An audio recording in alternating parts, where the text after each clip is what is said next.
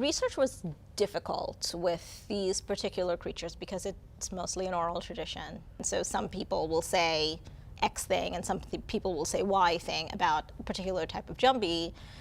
It was difficult to always reconcile all the little pieces together. So I read as much as I could and, did as much, sort of, a lot of it was recall, to be honest, of stories that I had heard before. But within the reading, there were certain commonalities for each of the creatures that I tried to stick to as much as possible. I did change a few things and was told by some uncles that there were some things that were not really what happens with jumbies. But I figured, it's a fairy tale and you can take some artistic license.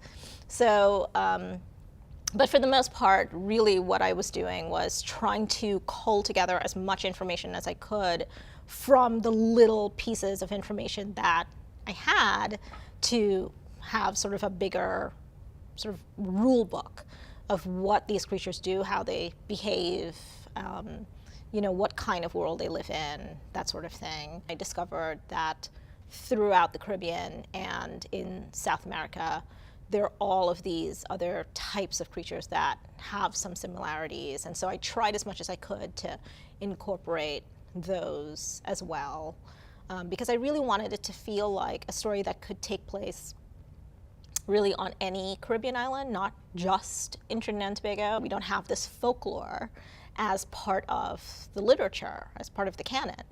And so I really wanted it to be able to fit into any one of the islands easily. I really wanted kids to be able to say, oh, that could be St. Lucia, or that could be Martinique, or whatever it was, and not think about the rest of it, not think, oh, this can't be me. I wanted them to have their lore and see themselves inside of it.